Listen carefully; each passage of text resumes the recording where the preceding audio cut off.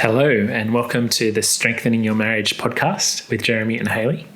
This is episode 8, and we've titled episode 8, When Your Marriage Isn't Thriving. And similar to what we did last time, this topic's a fairly big one, and so we're breaking this topic up over 2 podcasts, so episode 8 and episode 9. Now, before we get into that topic, as we have been doing, we'll give you a quick recap of where we've been.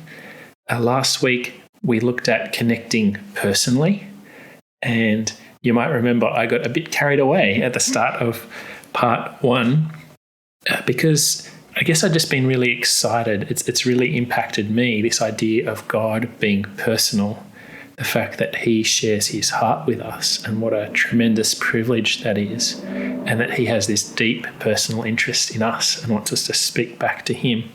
It's changed a lot of the way that I live, and it just makes for such rich relating in marriage when we share our heart with our spouse, share what's important to us, and when that's met by the other with a careful tracking of what we're saying, a deep interest in what we're saying, and asking of questions, and drawing us out, it makes for such a rich relationship.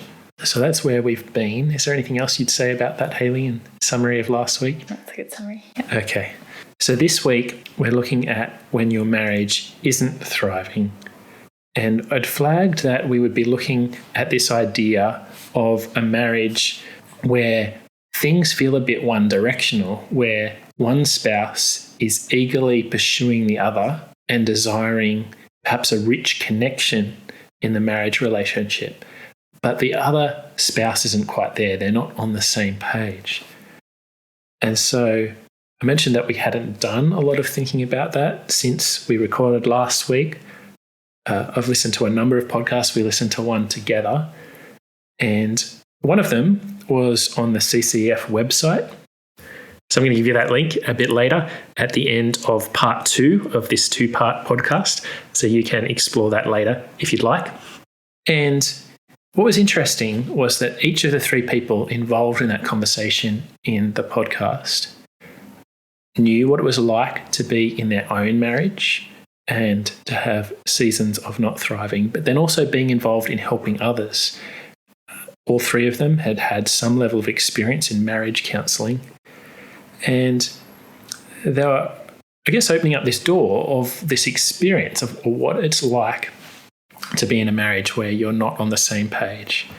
And so they use this term failure to thrive, and we get that term from, it's often used in talking about babies with attachment and this really sad reality where if a child's not given love and affection and shown interest, their development and even their will to live can just plummet. And so that child is talked about as failing to thrive. And I guess this idea of a failure to thrive marriage, it's perhaps not so much got in view the extremes of being in a situation where there's domestic violence or abuse or that kind of thing happening, or divorce. This is more the situation where one spouse is interested in moving forward, in developing a closer friendship, but the other spouse isn't quite there. And it could be that there's a difference in worldviews. Perhaps one partner is a Christian and the other is not. And so there's maybe a lack of being on the same page there. Or it could be that they're both Christians, but just not really functioning on the same wavelength. Hayley, how would you describe it? Yeah, so I guess what we've been talking about over the last few weeks in terms of the difference it makes knowing God and how that changes the way you relate, and that you're wanting to model off God, how to love and pursue the other person. I guess you're looking at relationships where one person is trying to do that, and the other person is not so interested in investing and growing the relationship in that way, even though they are committed to the relationship. Yep. And so I guess as we open up this topic, we're hoping that things we share might be helpful, but at the same time, a bit of a disclaimer, we're not experts, and it's not like this is the current reality we experience, or that I have a whole lot of caseload wisdom in helping people who've been in this situation. But I guess to kind of open it up a little bit, I guess all of us who are married know at some level, perhaps a season, where our marriage has not been thriving. And so Hayley and I are going to reflect a bit on that in the course of this episode, because the kind of content we've been thinking about really does apply to us in a season of our marriage, a window that we've talked about before, perhaps particularly the first 2 to 3 years of married life, but extended out probably to the first 5 years of us kind of missing each other, not being on the same wavelength, that kind of season. So we're going to be reflecting a bit on that. And I guess the other thing to keep in mind is perhaps you are in a situation where you would describe your marriage as not thriving right now, and maybe this is immediately relevant to you. But maybe you're not. Maybe you feel like you're in a sweet place. You've hit a sweet spot in your marriage and things are working well. I guess I encourage you as well that we all have relationships where there's some level of dysfunction. It might be in your wider family as you think about patterns of relating there that are less than what you would desire, or particular friendships, and maybe relationships with neighbours or people in the workplace. Perhaps you feel like you're putting a lot into the relationship and there's not a lot given in return. It's a bit one way. And I think you can apply the very things that we're talking about to that situation. And even as Hayley's parents had suggested to us as they encouraged us to do some thinking around this topic, they were seeing the parallels in parenting, that often it can feel like as a parent you're giving out a lot to your children, and often that can be met with defiance, with disinterest, ingratitude. The nature of a father-child relationship isn't always reciprocal and two-way.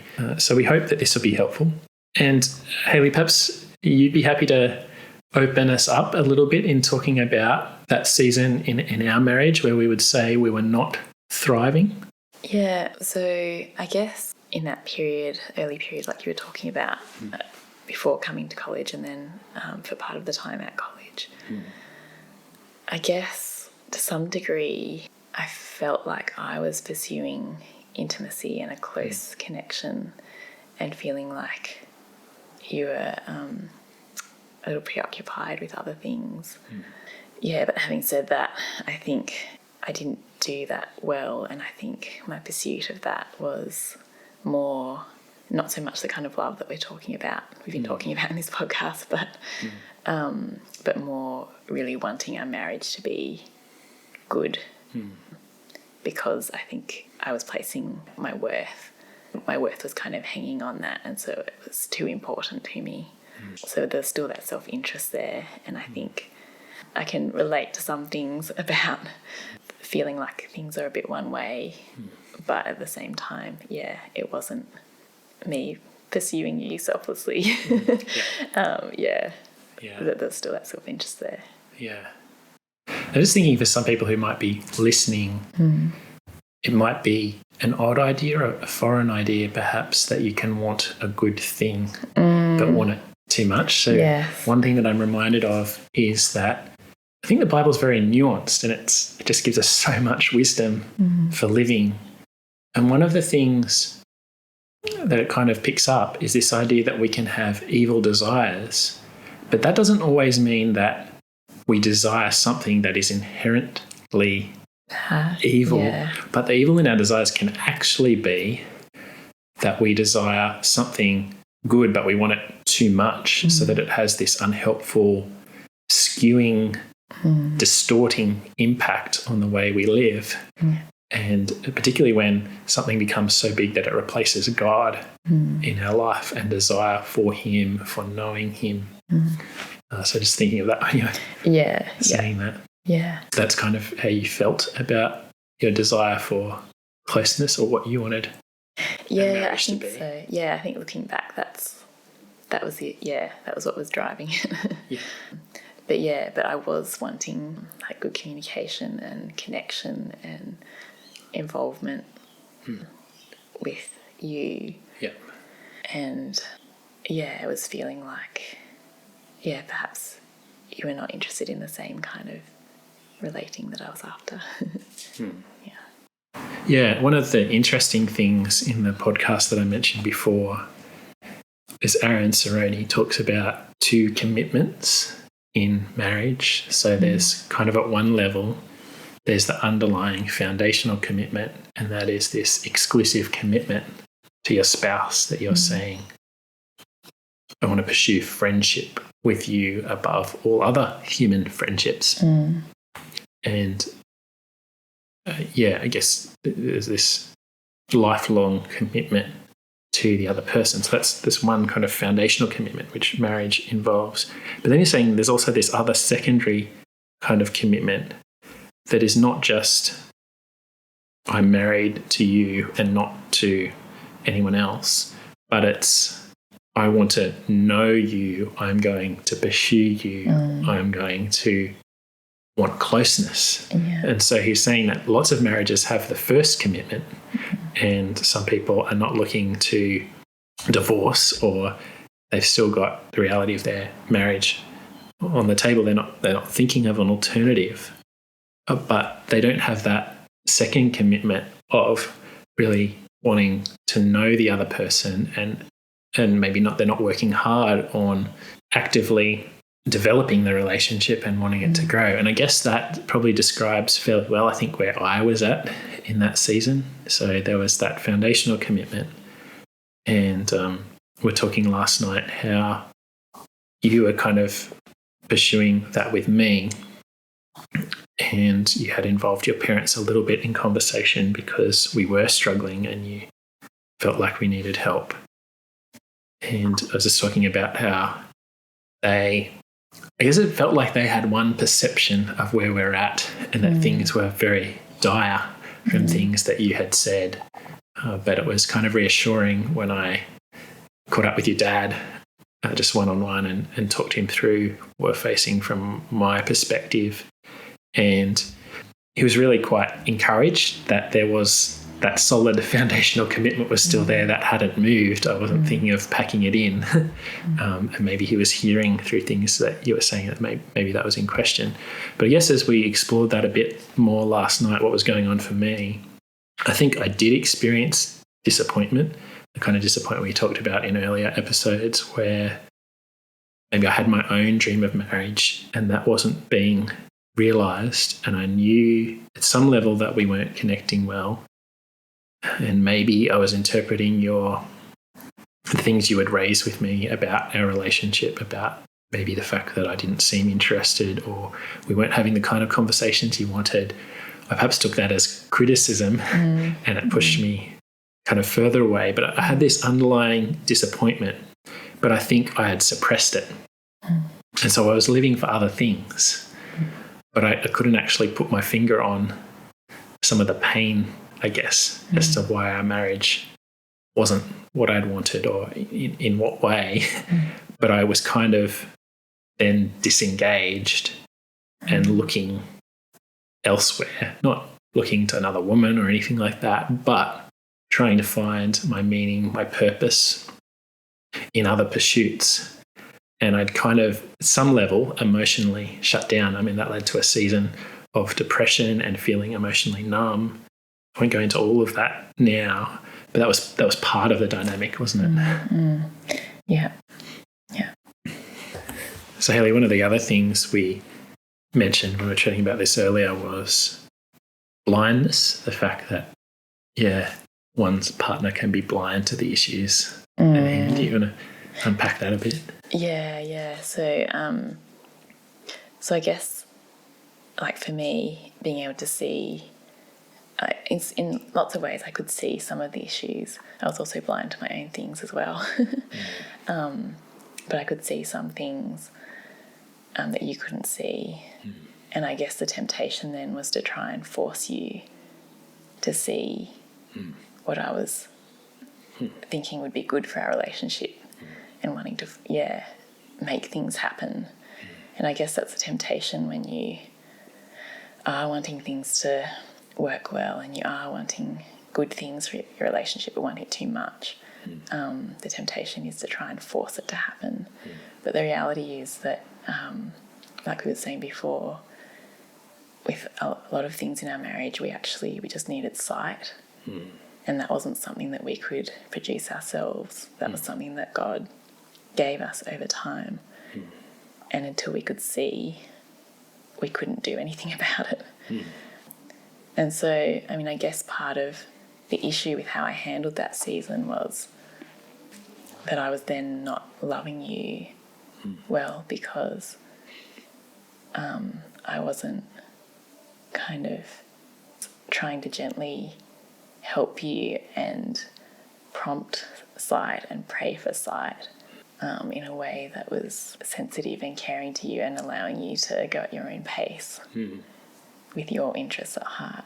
Yeah. It was, I wanted the relationship to be here. Yeah. And so I was trying to, make it happen. Yeah. When that wasn't actually in my control. Yeah. And even perhaps wanting good things that God intends for the marriage relationship. But at least for this season, he was withholding because of where I was at and what was going on in my heart. Yeah. He was actually directing all of those circumstances. Yeah. And he wasn't necessarily calling you to try and force his hand to bring about the realities as you wanted them to be, or even what you thought he wanted. So that's it, because I felt that it was a biblical view of marriage, and so I felt justified in trying to make it happen. But the reality is, that that's out of my control, that God called me to, I guess it gave me the responsibility for myself and for my actions and called me to love. The desire for the relationship to be in a good place is a good desire, but it's not a good goal. The goal is to love, and then it's up to him what he does with that. And I guess really that gets to hope. Like, what is your source of hope if you find yourself in a marriage where you feel like you're not thriving, or it's not reciprocal, it's going in one direction, you're on different wavelengths? A really critical question is, what are you placing your hope in? Are you placing your hope in what you would like for your marriage being realised, even when that is even shaped by good and godly concerns? Or actually, are you placing your hope in who God is to you, in his character, in his promises, particularly to you, or you find yourself in this season of marriage not being what you'd like, or your partner, your spouse not reciprocating.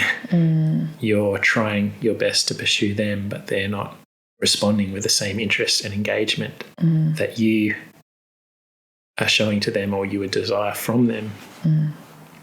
Hayley, you mentioned a bit, we were chatting about God's love, the nature of God's love at this point. Do you think that's really key? Yeah.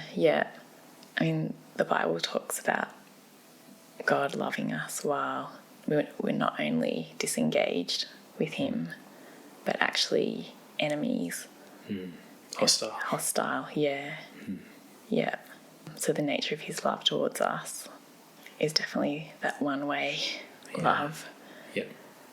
And I wonder if I still feel like I need that to sink in more. Yeah.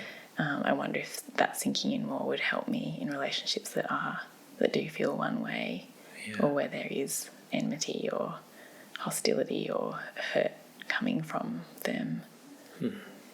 That the fact that God has loved me that way gives humility, I guess, and a desire to imitate him, rather than feeling offended and entitled, I guess. Yeah, this is really, I think, a huge thing, is knowing how God relates to us. And if you're that, you see yourself as the pursuer in the marriage, pursuing your spouse, knowing that you first have been pursued by God, who took the first move toward you and wanting you to know him in doing something radical, drastic, to rescue you from your self-centered focus, from wanting to be the center of the universe, to actually to see him, to appreciate him, to be welcomed in and made part of the family, to be made a child. One of the guys I work with just loves this idea of adoption, that God makes us permanent members of his family, takes us from that state, as he said, of being enemies and hostile to actually being children who inherit what belongs to him, what is rightly his. It's this wonderful privilege. And I guess as we get to know God, the pattern is that we start to love like he loves. We learn how to relate because of how he relates to us. And we then mirror that forward. We reflect it to those in our lives. So I thought at this point it might be worth revisiting the quote from Paul Tripp on love that we had called restorative love. We covered in that episode. So he says this: cruciform love is willing self-sacrifice for the good of another that does not require reciprocation, or that the person being loved is deserving. So that really captures the nature of God's love for us, this cruciform love, this self-sacrificial, willing love that moves toward us regardless of anything good that we have done, regardless of being deserving. And then he calls us then to relate to other people this way, and that includes the person who finds themselves in a marriage that's not thriving, being married to someone who's disengaged or with whom there's a lot of misunderstanding. You just don't seem to connect at the level that you want to connect. Rather than this self-paradigm, the self-focus of looking at what's not being returned to you, your expectations of return and what you're getting back from the relationship. He calls you to continue to respond in this way that is putting that spouse, putting their interests ahead of your own, seeking their good, even at difficulty, when it's inconvenient, when it's costly. And so in one of the marriage podcasts I listen to, someone tells a story of a woman in her 60s who is still working full-time with her husband. And in this case, she's a Christian. She's become a Christian and her husband is not. And so they think very differently, have different priorities. He's quite hostile to Christian things. And she gets home at this stage of life just absolutely exhausted and wants to sit down, put her legs up, feet up, and one in front of just watching some news on the TV. And she's not a natural cook. The last thing she would naturally feel like doing is cooking. But he loves his food. And so she's growing in her ability to cook, to actually serve him and preference him. Even though the marriage isn't all that she would desire, she's still thinking about what's good for him and putting that into practice. Now, I guess at this point, it might be helpful to ask a couple of personal application questions for you. And the first one is, when things are hard in your marriage, think of a time when things have been hard. What is your hope in that moment? What is it that you're focused on getting? What is it that your heart is fixed on? What is it that you really want to come through for you in that moment? And then the second question is, what would it look like for you to hope in God in that very moment when your marriage is hard, for you to be looking to him and seeking to be his representative to your spouse, to love the way that he loves? It'd be great if you could nut out some practical ideas of what that would actually look like for you. This is a good spot to break this episode. This is the end of When Your Marriage Isn't Thriving Part 1. Stay tuned for Part 2, where Hayley and I will share that season of our life, really revisiting that season of our life we've described and how we would apply the things we know now, the things we've shared so far in this episode, to that season when we weren't thriving, the practical steps that we would put into place to do things differently. Thanks for joining us so far.